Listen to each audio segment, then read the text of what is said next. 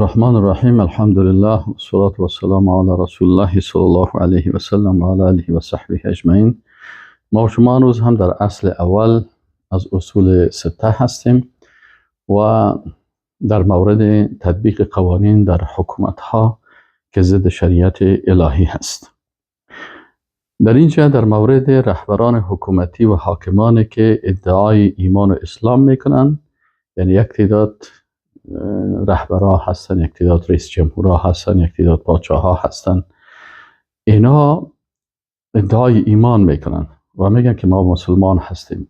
مثلا در افغانستان وقتی که پادشاه‌ها آمدن، بسیاری از اینا، خصوصا مثلا در وقت کمونیستا یا قبل از اونا، اینا حاکمایی بودن که اینا ادعای ایمان و اسلام میکردن، ولی وقتی قانونشان سیر میکرده که اینا قوانین یا سیکولر هست، کاملا قانونه که ضد شریعت الله هست، ما شما قانون سیکولر خواندیم، یا لیبرال دموکرات است، یا قانون سوسیال دموکرات است، یا قوانین ملیگرایی و قومی هست، یا قوانین مثلا مثل قانون چنگیز هست، و یا سایر قوانین ساخت انسان را عملا تطبیق میکنن. خلاصه کسایی هستند که قوانین را آوردن، چی قوانین قومی هست از پدرها و نیاکان، چی قوانین کمونیستا هست، چی قوانین سوسیالیستا هست، چی قوانینی که مثلا غربی ها دارن، امریکایی ها و اروپایی ها دارن، نامهای مختلف دارن که اینا هست. اینا حالا میگه که اگر امی مردمایی که امی قوانین عملا تطبیق میکنن، ولی امی پادشاه ها یا رئیس جمهورها با وجود که این قوانین تطبیق میکنن، ادعای ایمان میکنن و میگه ما مسلمان هستیم. حکم از اینا چی هست؟ آیا اینا با این عمل خود به کفر مبتلا میشن یا نمیشن؟ شیخ محمد ابن ابراهیم آل شیخ است، یک کتاب به نام رسالت تحکیم القوانین نوشته کرده. این میگه که اینمی کفر از اینا که است، کفر اعتقادی است. یعنی وقتی ما شما اینو میخوانیم میگه این کفر اعتقادی هست. چرا؟ وقتی که قانون او چو میکنه، خب وقتی از پیشش پرسان میشه که امی قانون چرا دور کردی؟ این عالم در این راستا 5-6 حالت ذکر میکنه. مثلا میگه که اولش است که امی حاکم بغیر ما انزل الله که از ان یجحده، که انکار میکنه الحاکم بغیر ما انزل الله احقیت حکم الله و رسوله.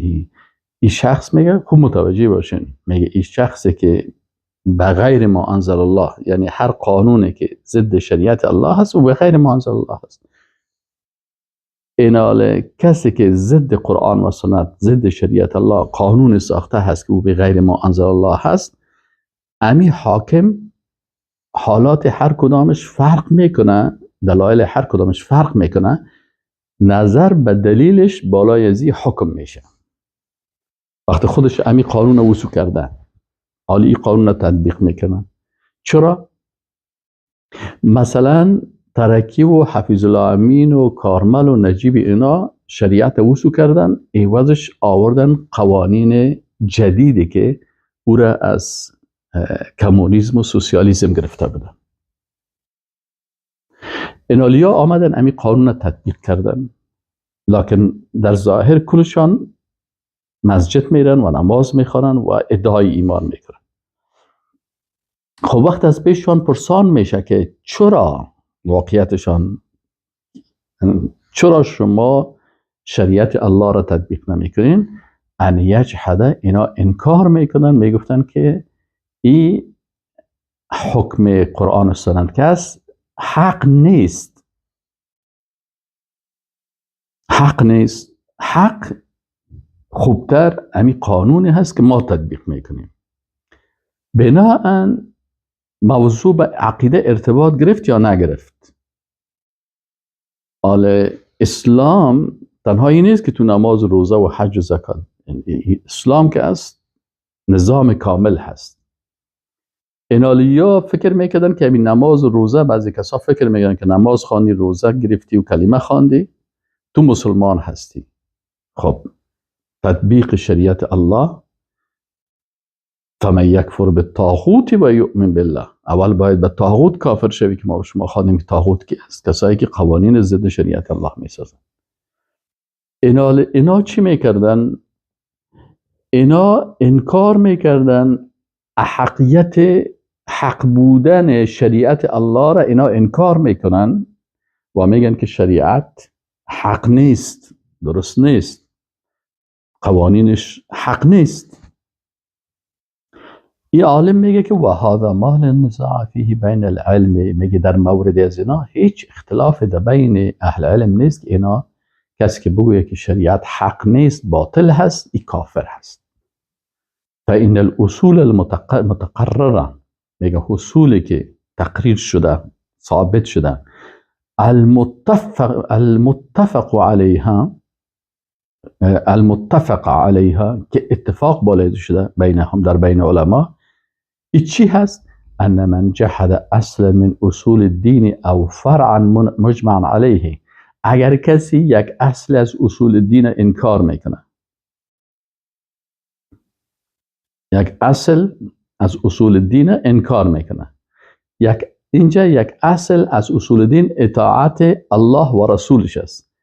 اطاعت از الله و رسول در چی هست؟ در احکام شریعت اسلام هست. این انکار کرد.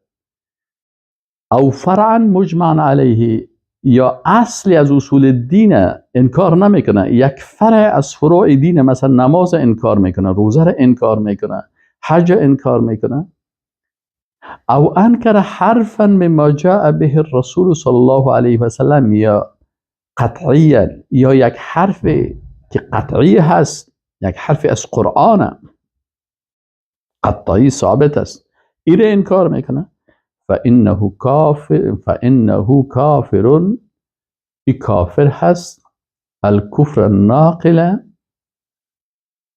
عن المله، این میگه کافر هست. کفرش کدام است؟ میگه کفر هست، کفر نقل دهنده از ملت است، یعنی این شخص از ملت اسلام خارج میشه. میگه اصل ثابت است. خوب دقیق بفهمین، بسیاری کسا در این مسائل وقتی بحث میکنن اقوال مثلا شریعت نمیشناسن، اقوال علما رو نمیفهمن، مطابق مزاج ما اینجا حق نداریم. این عالم میگه خب خودش وقتی که شریعت الله را تطبیق نمیکنه، قانون دیگر آورد، از پیشش پرسان کردیم چرا این کارا میکنی؟ به خاطر ازی که اینا در مجالس خاص خود شریعت الله را انکار میکنن، میگه این حق نیست. وقتی که حق نیست چی معنی؟ یعنی باطل هست. پس هر کسی که انکار بکنه از یک اصل دین یا از یک فروعات دین، حتی یک حرف از چیزی که در دین ثابت هست، از این انکار میکنه، میگه این انسان از اسلام خارج میشه و از دایره اسلام خارج میشه و از ملت اسلام خارج میشه و یعنی در باب ارتداد داخل هست، مرتد هست. این حالت اولش است که باید انسان در این مسائل باید دقیق بفهمه. الثانی میگه حالت دوم یک حاکم دیگه هست، این انکار نمیکنه، قانون ضد شریعت الله را تطبیق کرده، میگه من مسلمان هستم. ان لا یجحد الحاکم بغیر ما انزل الله کون حکم الله و رسوله حقا. از این مثل اولی وره نیست که او را در حقیقتش حق بودنش انکار بکنه، بگه حق نیست. نه میگه من گپ نمیزنم که شریعت حق نیست. رو کمونیستا میگفتن، او رو کافرها میگفتن. خیلی تو چی میگیم؟ لکن میگه اعتقد ان حکم غیر الرسول احسن من حکمه و اتم و اشمل.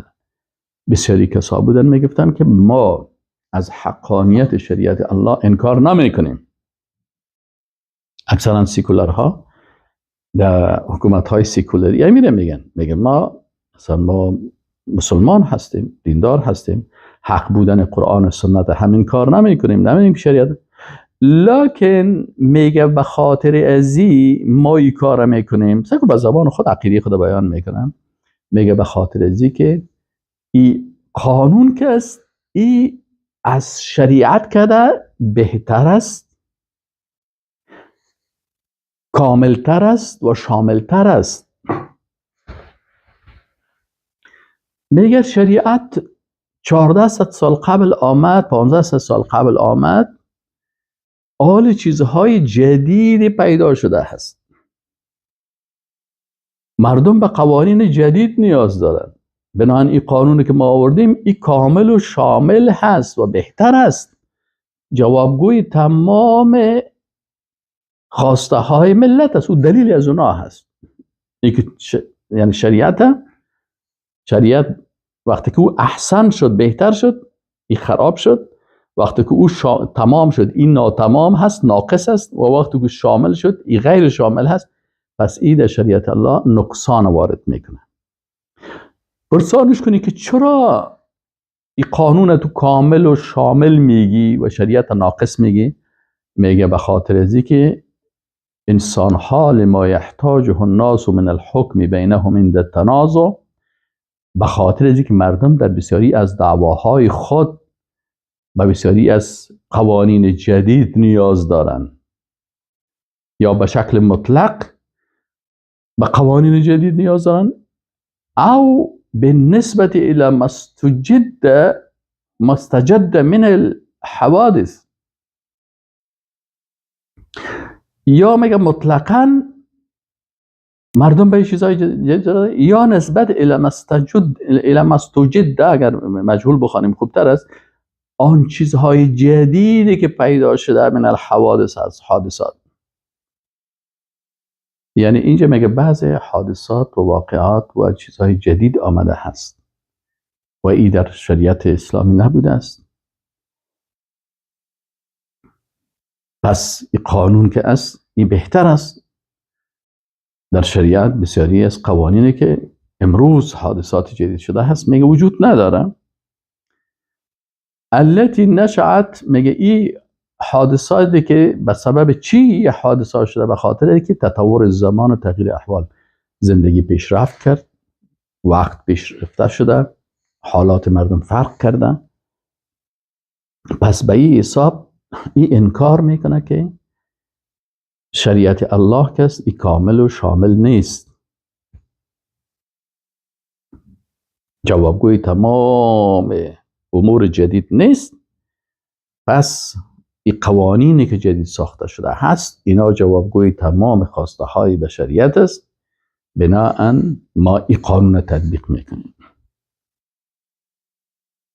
خب آیا شما به امرای علمای متخصص، همین قسم که علمای قانونی ساختین، وزارت عدلیت ساختین، وزارت عدلیتان قوانین سیکولر میسازه و صبحشان به قانون ساختن و پارلمان قانون میسازن، مثلا 300-400 نفر برشان موترهای لوکس و معاش بسیار لوکس و مصارف بسیار زیاد، چندین میلیون ماهانه مصرف میکنید. آیا شما یک 50 نفر یا 30 نفر از علمای متخصص مسلکی شریعت اسلامی را آوردین و همین مسائل پیش رویشان انداختین و همون معاشات و امتیازاتی بر از اونا میدادین، بر از اینا دادین که اینا مطابق شریعت الله قواعد براتون بیان بکنه؟ در شریعت همه چیز هست. فقه نوازل هست، مسائل جدیدی که میایه، علما درباره هر کدام از او فتوا دارن. شما این کار کردین؟ نه نکردین.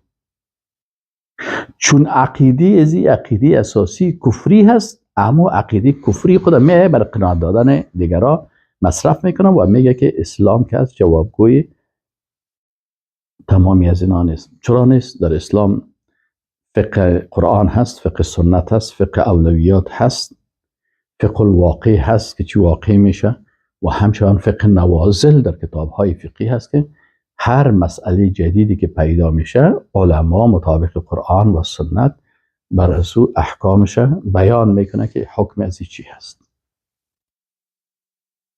اما این شخص بدون تحقیق و فهم حکم کرد بالای اسلام، این شامل نیست. قانون ما شامل است و کامل است و بهتر است نسبت به تطبیق شریعت الهی. و حکم از چی هست؟ و هذا ایضا لا ریب انه کافر. میگه هم کسی که این قسم عقیده داره بعضی کسا میگه والا این خب کفر عملی هست. کفر عملی به اساس عقیده میشه. اگر یک نفر مثلا قرآن شریف میگیره لغت میکنه در زبان خود هیچ چیز نمیگه، در زبان کلمه میخوان، نماز میخوان، لکن قرآن لغت میکنه زیر پای خود، این کفر عملی شد نشد؟ آل زیر پای کردن قرآن شریف امین نفر کافر میشه یا نمیشه؟ یا تو منتظر ازی میگی نه این به خاطر ازی که این عملی هست و کفر عملی کفر اصغر است و کفر اکبر نیست و این از دین خارج نمیشه و پیش روی کلگی قرآن شریف سرش لغت میکنه.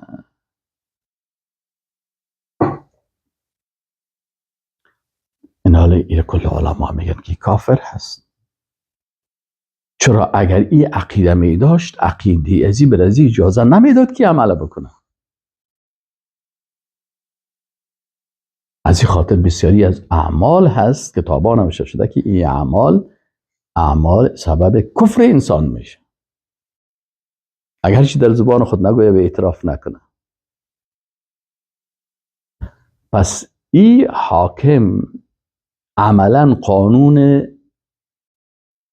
غیر الله را، قانون ساخت انسان آورده تطبیق میکنه و وقتی از پیشش پرسان میشه عقیده خود بیان میکنه که چرا این کار کردی؟ میگه به خاطر ازی که این اکمل نیست، این شامل نیست، این خوب نیست شریعت. از این که دیگه کفر هست که صراحتا بگویه. بنابراین قانونی که ما آوردیم این جوابگوی تمامی تقاضاهای مردم هستن.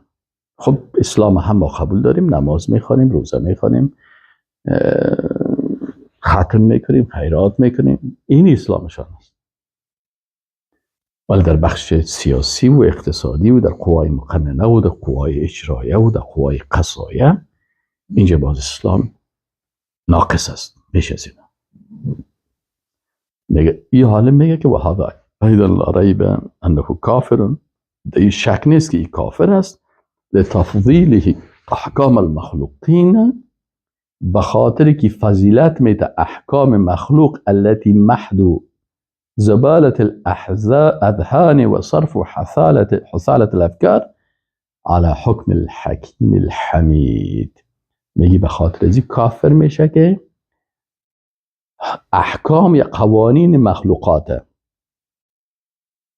که این از زباله کثافت‌دانی ذهنهای کافران ساخته شده هست. این قوانین با ذهن کفری خود قانون کفری ساخته و با افکار کثیف خود، اندیشه های کثیف خود قوانین را ساخته هست.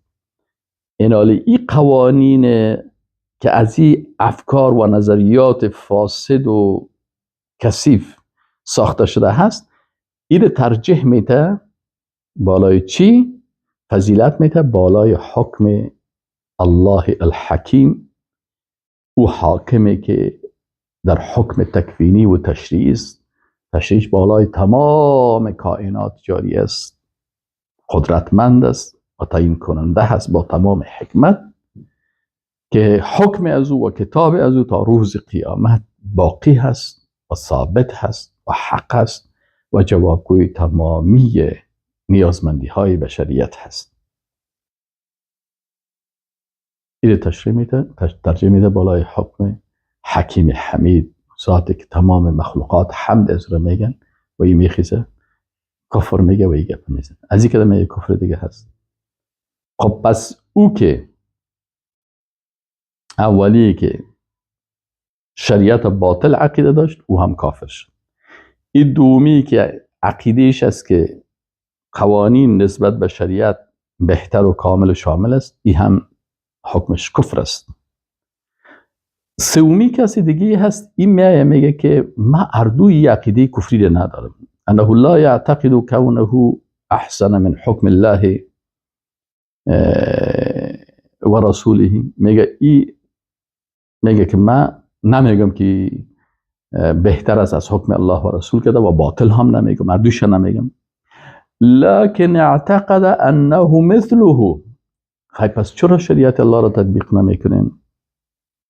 خب بحث میکنه. پس خیلی وقتی که حق هم هست و دیگه قوانین از او که به احترام نیست، پس چرا شریعت الله را تطبیق نمیکنی؟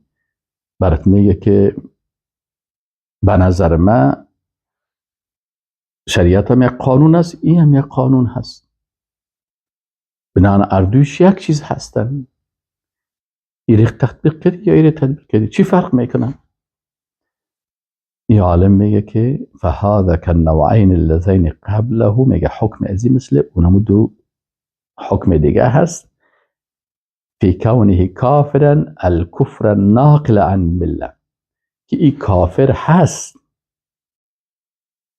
لکن کدام کفر است؟ کفر اصغر است اکبر؟ میگه نه، کفر اکبری که از ملت تغییر میده. متوجه باشین بسیاری از جوانای ما تحت تاثیر بعضی از اندیشه های یک گروه جدیدی به نام مدخلی ها پیدا شدن که اونا مشکلشان چی هست که اونا میگه باید از این حاکم 100% اطاعت بکنی و این حاکم هر کفری که کرد بالای تو حاکمی که حاکم کافر گفتن نمیتونی، هر چی که کرد قانون آورد، هر چی که کرد ضد شریعت الله و قانون تطبیق شریعت الله رو تطبیق نمیکنه و اما تو اعتقاد داشته باشه میسه تو واجب است از اطاعت بکنی و این کافر نمیشه. و کسی که بازیر کافر میگه مثل ایشه خودگرا، باز میگه که یا خودی هستن، تکفیری هستن یا خوارش هستن و چطور هستن. اما علمایی که علمای حق هستن و ربانی هستن و بعضی اوقات باز در بعضی جاها ادعا میکنن که نه این عالم کی گپ گفته باز پسان از این گپ خود گشته، یعنی از این عقیده خود پس گشته. به این معنی که یعنی اگر یک کس بگویه که شریعت الله باطل هست، یا عالم در اول میگه کافر است، میگه بازی پسان گشته هست. یعنی کسی که بگویه که شریعت باطل است و کافر نیست، سر علما هم تهمت میشه. محتاط باشن که بسیاری وقتا بسیاری کسا در زیر فریب از اینا میره. من باید هر کدام از اینا یکی عالم تشریح میکنه و بسیار خوب واضح بیان میکنه چی است. میگه اینمی نفرم که هست که شریعت مثل قانون یکسان در یک برابر چی میکنه، میگه این هم مثل دو طایفه اولش واره کافر است، کافری که ایره از ملت اسلام انتقال میده. چرا؟ میگه لما یقتدیه ذلك من تسویه المخلوق بالخالق، میگه خطرش این است که این خالق با مخلوق مساوی قرار داد، در یک صف قرار داد. خالقی که خالق کائنات است، رب العالمین هست، زمین و آسمان و کائنات خلق کرده و شریعت ازو با اساس حکمت ذات حکیم هست. آمد او ذات خالق متعال با مخلوق مساوی قرار میده و شریعت ازو با قانون ساخت از انسان ضعیف کثیف چی میکنه؟ یکسان قرار میده. پس مساوی قرار دادن خالق و مخلوق، مساوی دادن شریعت خالق با قانون مخلوق، این خودش انسان به کفر میکشانه.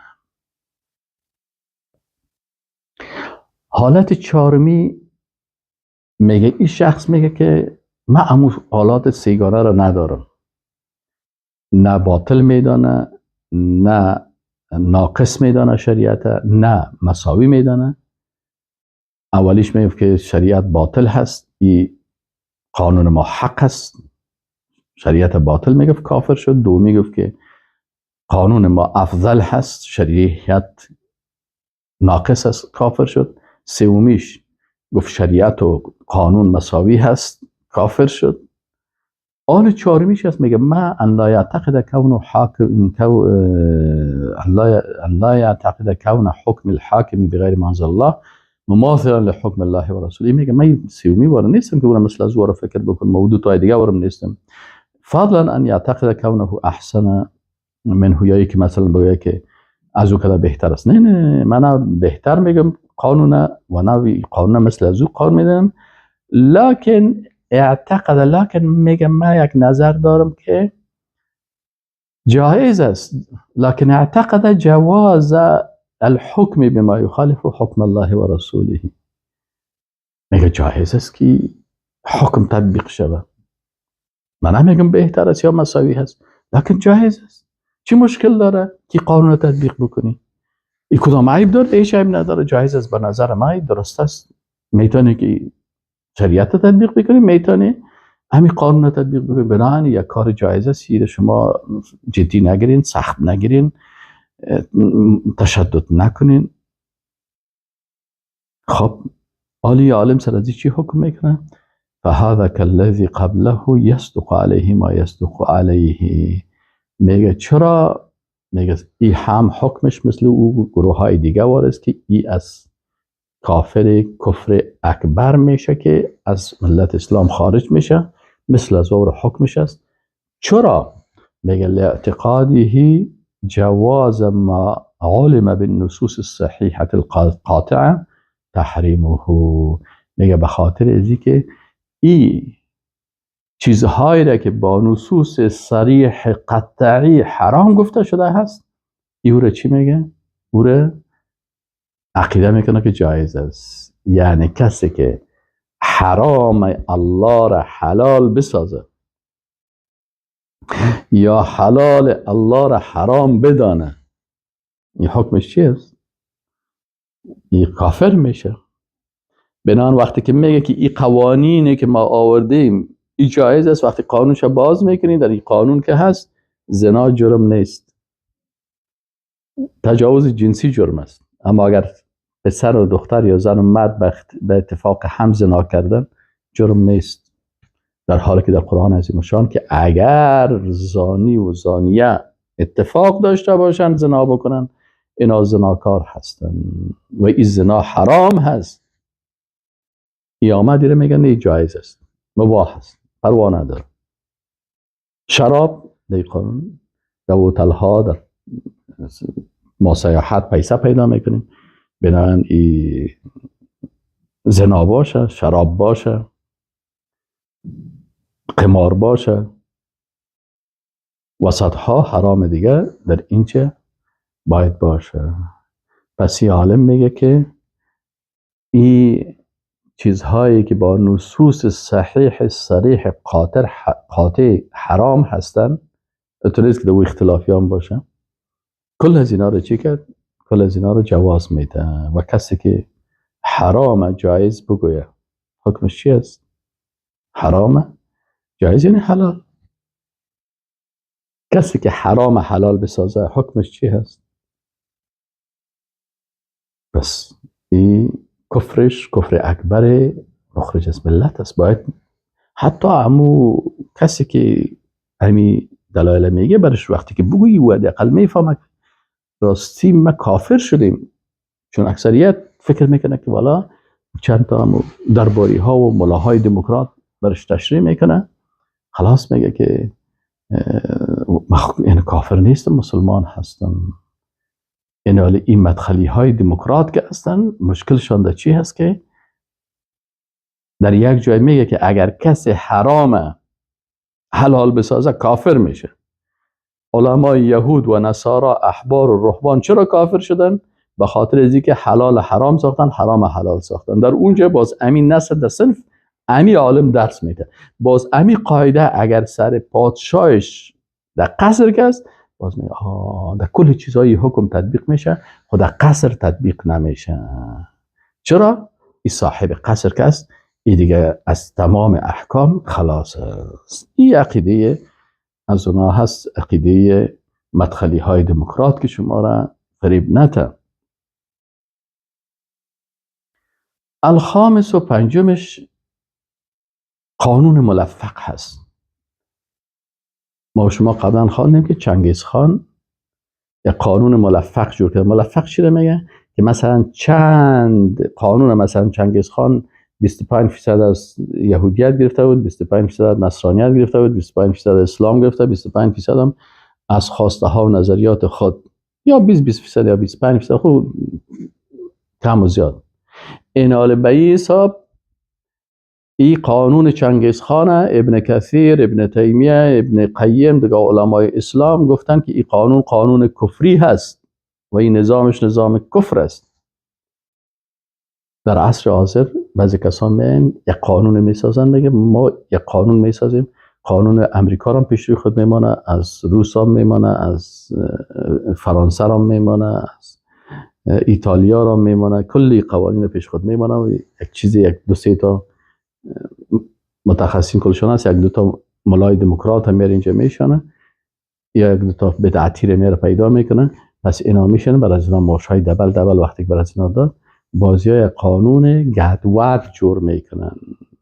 این قانون ملفق میگه قانون ملفق یعنی قانون گدوت و مکس شده یا خلط شده من شرایع شتى از قوانین مختلف و قوانین کثیر از قوانین مختلف که القانون الفرانسی مثلا یک چیزی از قانون فرانسه میگیره و قانون امریکا میگیره و قانون بریتانی از قانون انگلستان و غیرها من القوانین و من مذاهب بعض البدعین المنتسبین الى الشریعه. بعضی بدعتکارایی که منسوب به اسلام هستن میگه ما مسلمان هستیم وارا میره در پالوی خود میشانه. اینا وقتی که از اینا چی کردن؟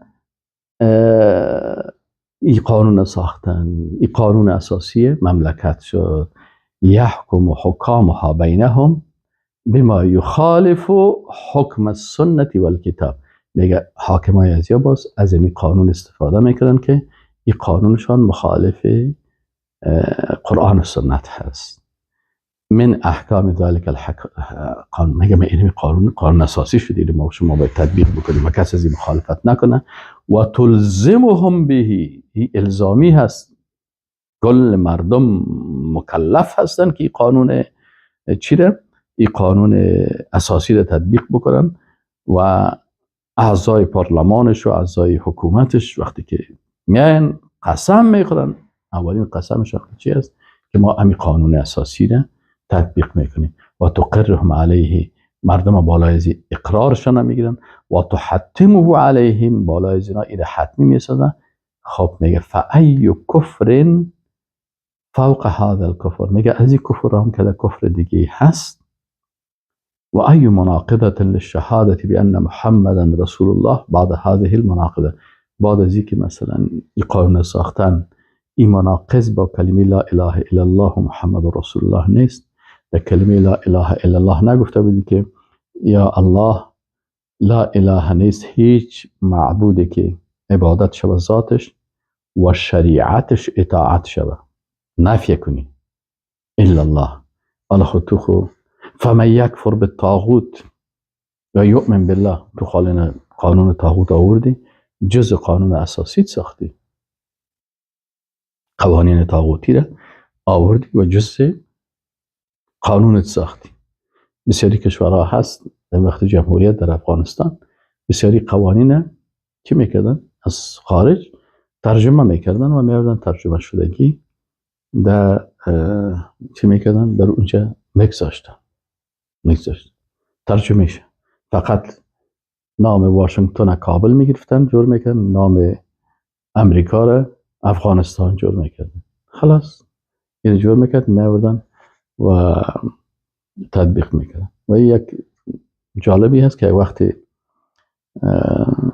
رئیس شریعت وقتی که ما استادم در پانتون کابل این برای ما گفت که استاد اینه میگه قانون محیط زیست کسی جور کرده و این برای ما آورده که شما درباره از این نظر بتین که قانون چطور است. که خودت یک دفعه سهل کو ببین که محیط زیست مثلا صفایی محیط زیست و پاکی محیط زیست این ببین که این قانون از اینا کدام چیز مخالف شریعت نباشه. خب ما این قانون بردم در خانه و حالا میخوانم. در این قانون نوشته هست که در شهر کابل نباید فابریکاهای اتم سازی و فابریکاهای weapon of mass destruction فابریکاهایی که از سلاح‌های کشتار دست جمعی است و سلاح‌های یعنی همون سلاح‌های خطرناک کیمیایی گپا کسی شرکت‌ها باید در مناطق دورتر باشن و چی باشن. ایران ماندم که سبحان الله این که در کابل کدام فابریکی سلاح اتمی هست و یا مثلا شرکت‌های ساخت یزی که از شرکت‌هایی که مثلا ساخت موتر هست و شرکت‌های ساخت طیاره هست و اینا باید این نزدیکانه باشن، اینا باید دورتر انتقال داده شون و هیچ شون. خب کل از را وقتی که من خواندم او خلاصه حالا آمدم که صحیح سهل میکنم که این رفته و اونمو قانون محیط زیست امریکا را فقط امو کلمه واشنگتنش کابل ساخته و کلمه یونایتد استیت آف امریکایش افغانستان جور کرده و این رسال ترجمه کرده در فارسی آورده هست و ایره که قانون محیط زیست افغانستان است. صبحی که من رفتم به رئیس شریعت گفتم برادری قانون اینطور یک مشکل داره، ایره کلش رد که باش بود ما فابریکای اتمی در کجای کابل است، فابریکای سلاح‌های کشتار دست جمعی در کجا هست. این خو قانون محیط زیست است. دیگه قوانینش هم عین گپ است. مثلا یکی از مؤسسات ایتالوی بود که مؤسسه ایتالوی مؤسسه است که قانون سازی ساخت قانون در افغانستان اینا مثلا اینجا کار میکردن و تا که قوانین از اینا مثل قانون سکولر و قانون ضد شریعت الله باشه. قانون یک مؤسسه ایتالوی قانون سازی بود. ولی من با چشم خود دیدم که اونجا همین چیز. این قانون ملفقی را که میسازن میگه که متوجه باشین که این قوانین که ضد شریعت الله هست بناءً این مخالف لا اله الا الله هست. چرا که تو در لا اله الا الله تعهد با الله داری که بغیر از ذات از او کسی دیگر عبادت نمی و بغیر از شریعت الله این لا اله الا الله دو رکن داره. رکن اولش نفی معبودان باطل و اثبات عبادت به خالق یکتاست و رکن دومش نفی تمام طواغیت و قانونسازهای ضد شریعت الله و اثبات تشریع فقط به الله یگانه است. این دو رکن لا اله الا الله هست و یک رکن در محمد رسول الله هست که باید انسان اطاعت و عبادت خدا به طریقه و روش رسول الله صلی الله علیه و سلم بکنه. حالا که تو قوانین ضد شریعت الله میسازی این حالا میگه که با کلمه که تو میخوانی کلمه شهادت که میگه اشهد ان لا اله الا الله و اشهد ان محمد رسول الله، این قانون تو میگه در تناقض با این قرار داره، در تناقض 100% با این قرار داره. السادس و ششمی حالت از این قانون سازا چی هست؟ ما یحکم به کثیر من رؤساء العشائر، بسیاری از رئیسای قبایل العشائر و قبایل، بسیاری از اقوام و قبایل رئیسای از اینا، خانهای از اینا، سردارهای از اینا، من البوادی و نحوهم از بادیه ها و بادیه ها یعنی قریه قرا و قصبات و امثال از اینا، من حکایات آبائهم که قانون از اینا چی است؟ که این قوانین از اینا از قوانین پدرانشان هست، قوانین نیاکان هست، آبائهم و اجدادهم، و از عادات و از کلتورها و تقالید از اونها هست که اینا را در زبان عربی سلوم میگن. سلوم هم یعنی امو قوانین قبیلوی، مثل که ما شما قانون پشتو میگیم، قانون تاجیک میگیم، قانون ازبک ها میگیم که قبل از اسلام این قوانین بوده در بین از این مردم و مطابق از این. و امروز هم بسیاری کسا که هستن به مو قوانین مثلا در بسیاری مسائل میگن که مثلا دلتا شریعت نکو پختو کو.